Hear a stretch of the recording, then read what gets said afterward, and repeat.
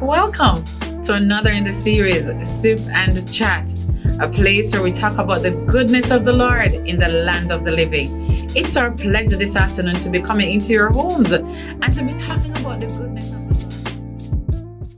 Welcome to another in the series, Sip and Chat, a place where we talk about life issues and we not only talk about them, but we empower you with the necessary resources, skills, information that you need to get to your next level. We want to say to all our viewers that you are special. You are not random, you are purposeful. Before the creation of this world, God hewn you out for such a time as this. So I want to thank you so very much for joining us here on Sip and Chat for another engaging discussion. It's International Women's Month, and we continue in that vein to celebrate our women and what they have accomplished. And we can never, it cannot be too much to highlight the role of a woman.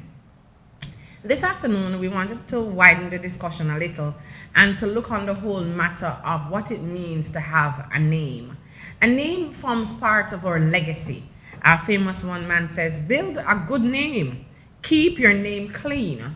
Don't make compromises. Don't worry about making a bunch of money. Yet money is important though, or being successful, but be concerned with doing good work and make the right choices and protect your worth. And if you can build a good name, eventually that name will be its own currency. So in other words, when you make a good name for yourself, it doesn't matter what kind of wealth you may amass in terms of gold and silver and all of that. Once you're able to build a good name and a good character, then that will indeed live on long after you're gone. People will talk about who you are because of your legacy. And so a lot of times when we think about legacy, people think about tangible things in terms of a house, a car, or a piece of land, or something else. But the best form of legacy that we can leave, even though those things are important, is also to leave a legacy whereby someone can reflect on your life and the contribution that your life made to them to make them a better person. And in Jamaica, there are so many of those women who continue to be movers and shakers in our society. And most times we call those names, you will know their name. So we talk about powerful women such as Thalia Lynn, who is the CEO for Island Grill. She is a well-known woman throughout the Jamaican society. We talk about our athletes such as Shelley-Ann Fraser, Sharika Jackson, and of course, there's Marlene Otti and Veronica Campbell. Those are great women and young girls who have evolved to make a name for themselves, right? Marlene Otti hasn't run for a few years, but we still talk about her and our commitment to what she did. And so we want to always remember that in doing what we're doing, we must leave something that long after we're gone, people will always remember our good name and our good character. Now, this will make this transition to another part of the discussion, is that when we think biblically, there are some great women that we know their name. Of course, we know the names of Ruth and Naomi, right? For many people, we talk about Ruth and her powerful and profound expression where she expressed a loyalty to her mother-in-law, where she said to Naomi, please don't entreat me from leaving thee, nor to refrain from following after you, because wherever you go, Naomi, I'm going to go with you. But this is what she also said. She says, your God shall be my God, and your people my people. Now, that is also something that's very powerful that I always want to bring your attention to, because remember, Ruth was a descendant of the Moabites. Their God was not Jehovah Jireh. Their God was not the God of Israel. Now, can you imagine in a land where Naomi was faced with so much negative, so much doom and gloom, even though she went there for bread, out of probably obedience to her husband, she was met with such tragedy because she lost her husband and her two sons. But she had displayed such a distinguished character, such commitment to her God. So now an heathen woman could have seen the light in this woman and said, listen, I hear you're going back to Bethlehem. I'm coming with you. And even though I know you're saying to me, don't come with me, I'm coming with you because I've seen something about you that is so powerful and I want to be a part of it. So when we talk about legacy and impact and just helping to transform lives and to bring people from down where they are and bring them up, it's not always about money. It's about the words of expression, the encouragement. What do we say to them in their moments of despair? How do we live our lives so that people can know that we're going through and we still have a smile? Those are the kinds of lessons that are priceless. You might not find them in a book, but we can find them in observing the lives of women daily. As I'm reflecting on this, I also think about Esther, who was an orphan, who could allow her situation to cause her to feel relegated, to make her feel like I'm nobody. I don't have my parents with me. But by trusting God and obeying God, she found herself in a place where a little no-name girl. Isn't it amazing how life have a way to bring us out of obscurity, out of nothingness, into notoriety, into a place where people are wondering where we come from. And that is why I like to celebrate people that just trust the process and understand that, listen, I'm going to make it. I might not look like I'm going to make it, but I'm committed to making it. And that's what the story of Esther teaches us. And of course, there is Mary Magdalene, as she came into the room with her box of alabaster, and the disciples are there. And she comes in and she bows at Jesus' feet, and she comes to use the oil and her hair, and she wipes Jesus' feet. And of course, we all know the story. The disciples are there and saying, why would she do this? We could get so much money for this oil. Sometimes it's in our humility that we will get exposed. Sometimes the way to go up is to go down. When you think of a pea and certain plant, they get under the earth, and over time they come into their season. So whatever it is that you have feel in your spirit that you need to do, don't let age be an hindrance, and more importantly, don't allow people to be a blockage. Because a lot of times people around us are the ones who stagnate us from moving forward, but we have to know how to move forward. Now, so all of those ladies that are in the Bible, there is Rachel, who, Rachel's story is also important. She loved Jacob so much, but her father tricked Jacob twice in marrying Leah instead of her. And so many people, they feel that their blessings have been taken away from them because they have been tricked, because they have been lured, they have been deceived. But we have to understand that what God has for you, it is gonna definitely be for you. And no force, nothing can deny you from what God has for you. I tell people all the time, you might be derailed and delayed, but you're not denied. You have to trust the process, and that's what this is about. You have to trust the process and believe that you are going to make it. Sometimes when you're some people's life, when I think about it, it's like when you're making a dough and you have your water and you throw it onto the dough. When you're making those Johnny cakes and you pour the water in it. Initially, when the water is in it, probably you pour too much. Some of us will make some decisions early and they have an impact on our lives. But, the potter doesn't throw us off the wheel. The potter takes us up back and he puts us on the wheel, and he continues to get all those air pockets, and he knows how to decorate us again and put us back together, just like that dough. And you can put out some additional flour onto the dough, and you can get it back together. And the same dough that seemed like you had to throw it away, you're able to restore it. So I also want to say to someone in this month, we celebrate women, do not believe that it is over. God still got you. I want to also look now, very interestingly, at some women who don't have any names in the Bible.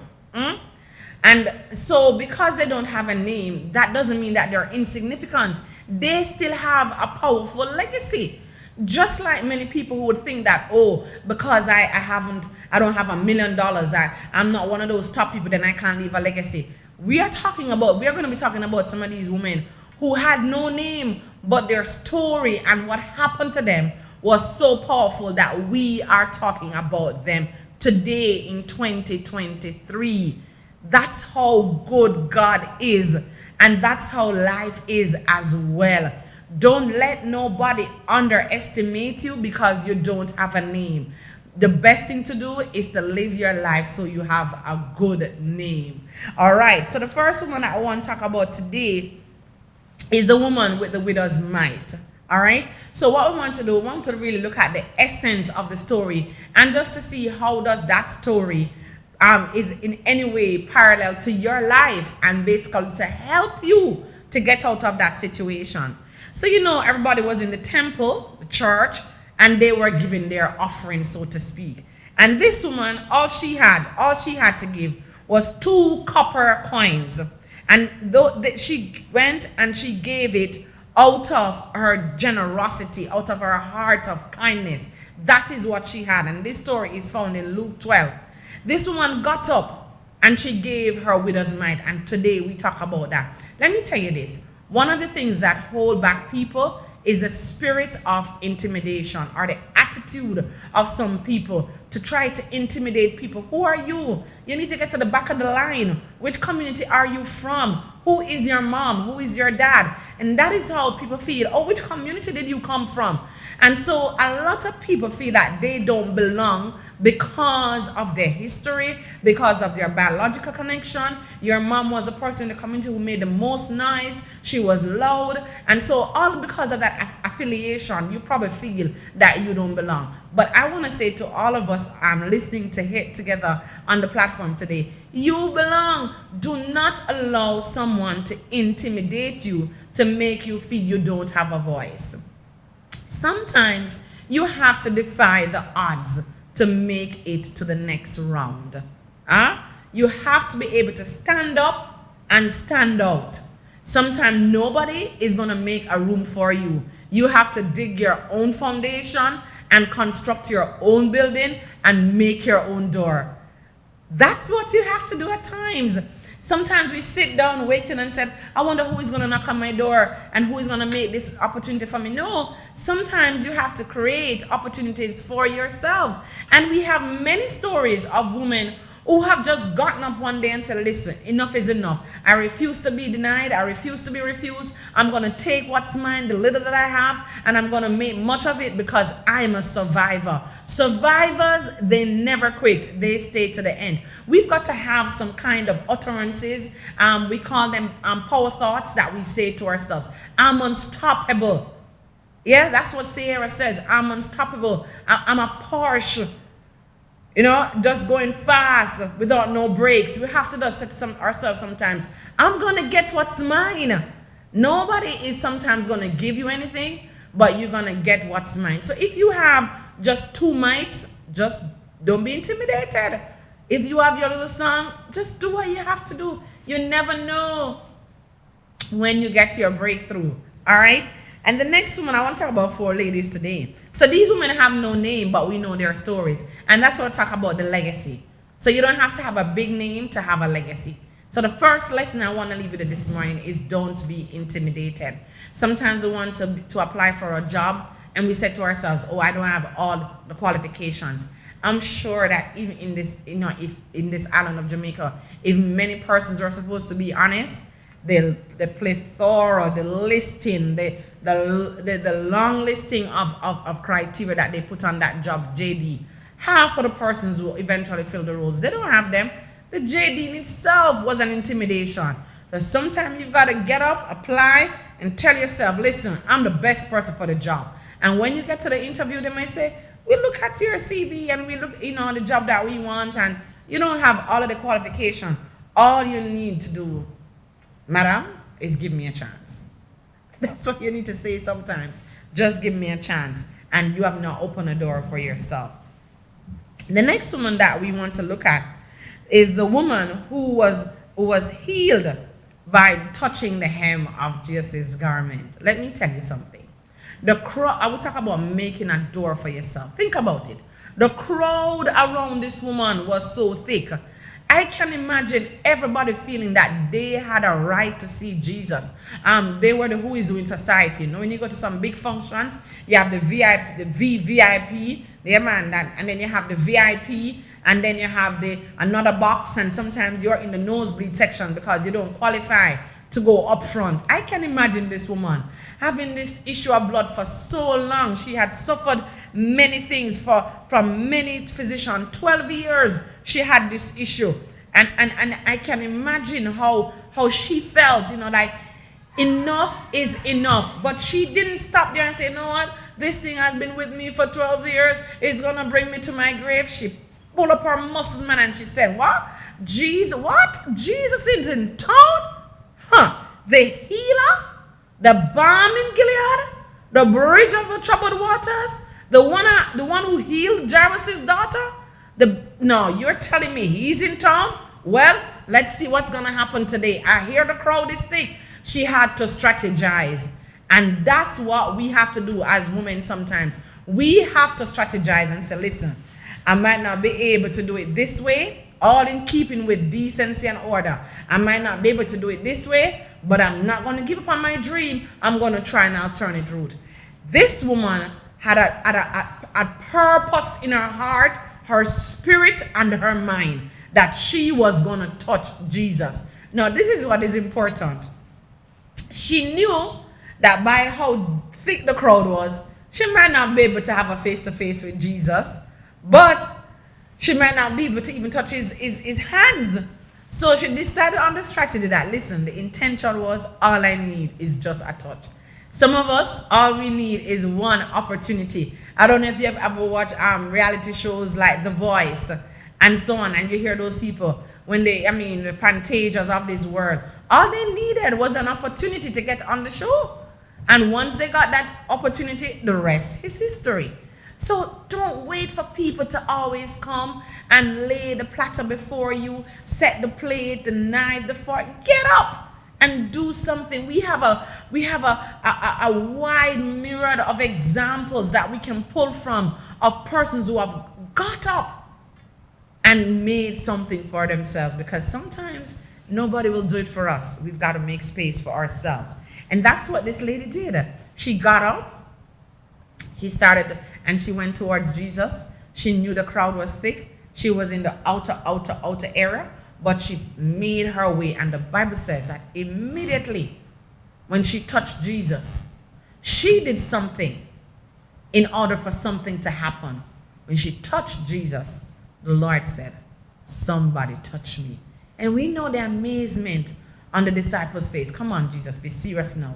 This crowd is really so thick. And that's why I keep telling people, when it's your Chronos time, it is your time. It doesn't matter if they want to get a consultant from overseas. It doesn't matter what they want to do. When it's your season for your promotion, it's going to be your time. Just stay in there as long as you believe it enough to stick to it. We talk a lot about stick-to-itiveness. And when you're sticking to it, it doesn't mean that pressure is not going to come. Sometimes our life is like that lady wearing that hat. And there's a lot of a breeze and current that's coming, but she holds on to the hat because she doesn't want her hair to be lost in the wind. And she holds it down. Sometimes we just stay the course and just believe that it's going to happen. And so we talk about her every day. We talk about her. We don't know her name, but we talk about what she did.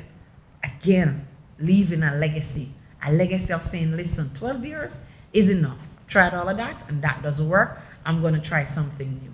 What is it that you're thinking about right now? What is it new that you could try to do? Think about what this woman did.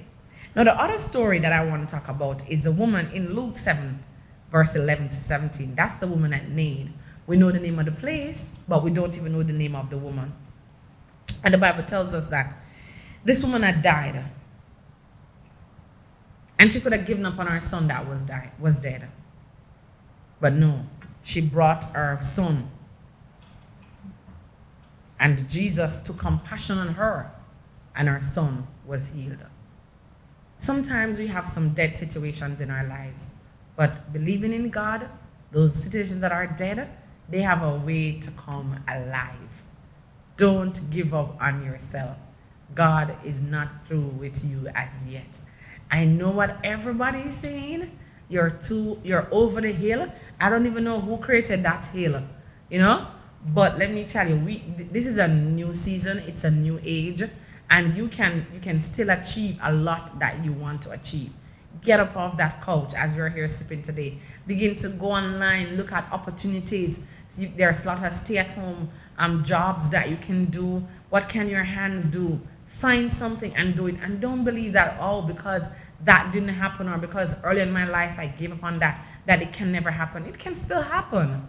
You've just got to believe in yourself. Another woman that I want to talk about, I'm so excited talking about these women because I know there are a lot of people out there who think that my life is meaningless because I don't have a brand name. I don't come from a brand name family. Who will ever help me? How will I ever be exposed? How will my giftings ever come to light?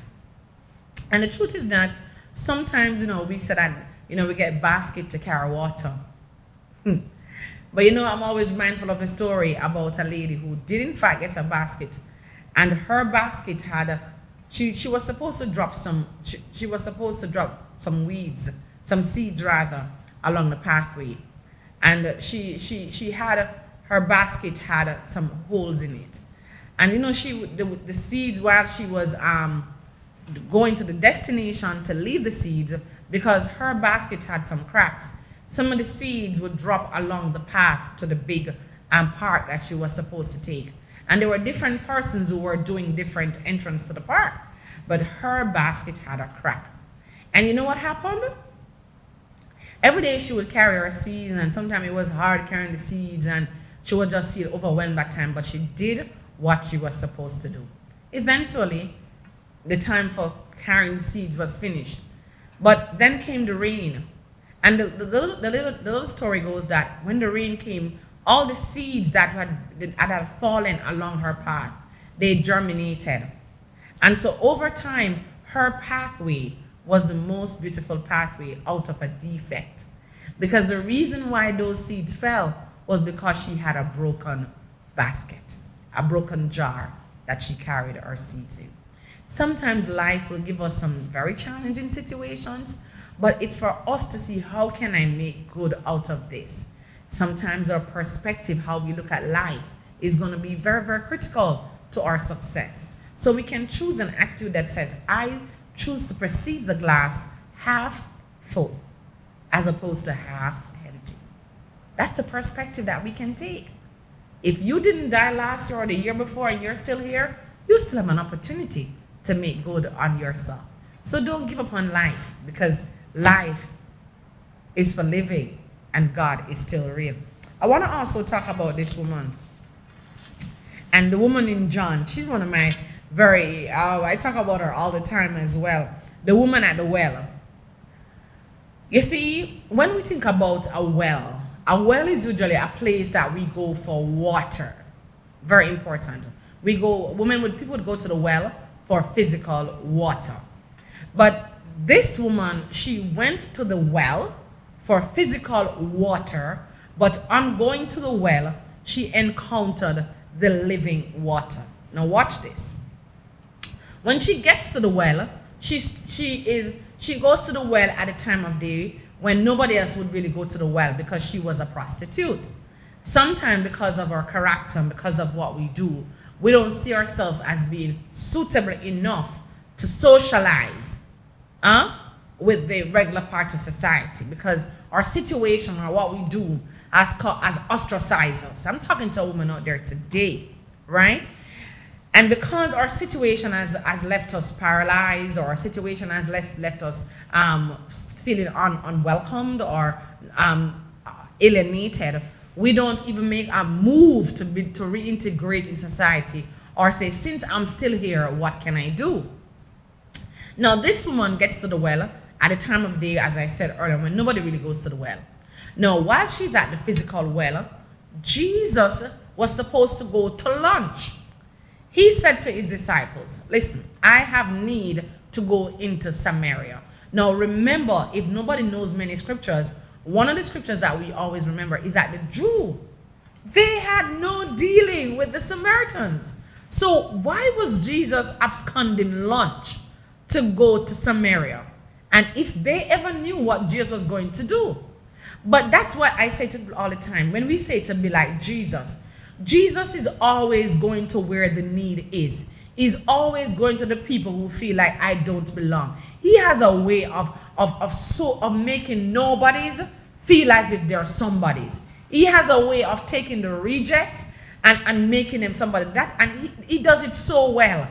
And that is why, when we say to be like Jesus, we have to really look on our attitude and see if we're really trying to be like Jesus, because we will only talk to certain people who will cause us to revalue in the eyes of society. But Jesus will go down, and people will even try to devalue how come he, being a Jew, have dealings with the Samaritan. Yeah? But he knows what he's about. And so Jesus, the living water, has an encounter with this woman who comes to water. And they begin to reason. Of course, in her true lyric style, she begins to lyrics Jesus. And of course, Jesus, being purposeful, begins to answer her as well. I mean, Jesus have a lot of lyrics. Just say, if you ever know who is it that talk to you and ask you for water? And so she's in the physical, but Jesus is in the spirit. But he's also making a powerful connection with her. And at the end of the story, the Bible tells us that having this encounter with Jesus, he never talked about her sins in any big detail for her to feel horrible. You just highlight to her who she was, but not in a discriminatory way that she felt, oh, wow, here's somebody putting me down. But she was so convicted about who he was and what he's able to do that she ran from the well, leaving her water pot, the vessel that brought her to the well, for her to go back with something. But she left with something greater. I'm using this story to say to somebody, I don't really care about your past. A lot of times people use our past to try to structure our future. They try to put a dot in our lives where it is only a comma. Our lives are like a storybook. Chapter 1, chapter 2, chapter 3, chapter 4. And sometimes our chapter 2s are not very good. Chapter 3 was about depression. Chapter 4 was about how we fell. But guess what? Chapter 5 and 6, it's about see us morphing into the goodness and the greatness that God has for our lives. So we should never allow people to try to let us feel that we are not worthy.